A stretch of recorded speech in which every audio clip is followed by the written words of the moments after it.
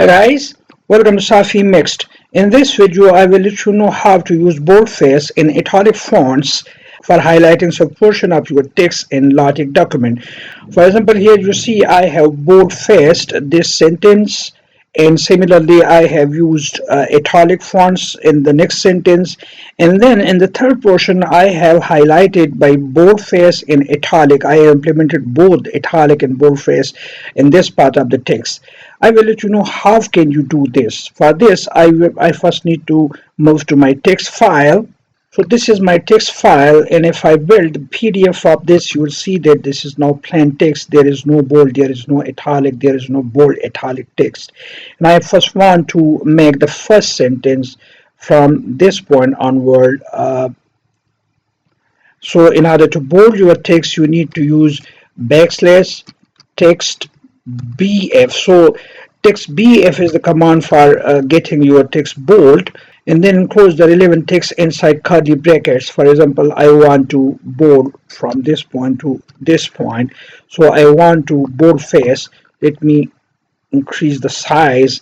So I want to boldface from this point to this point, this text in bold. So let me build the document now. If I build it, you see that sentence is now bold-faced. Similarly, if I want to put some text in italic format, I can do that by using the command. Let me do it from this point onward.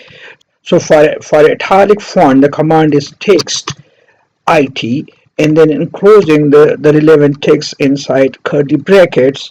So I use this whole sentence, I want to make it italic. So I have enclosed this text inside the curly brackets next to the command text it.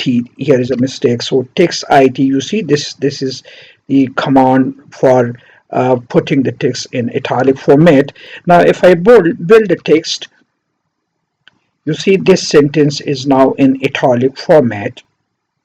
Similarly, I can apply bold and italic simultaneously to a given text. So first I use the command for text it, that is, this is for italic, and then subsequently I use text bf for bold text, and I put a curly bracket at this position and a curly bracket at this position. So now you see that the command for boldface is in fact inside the argument of the command for italic font, and I want to enclose this whole sentence. So I'll put one curly bracket, closing curly bracket for boldface and the other for italic.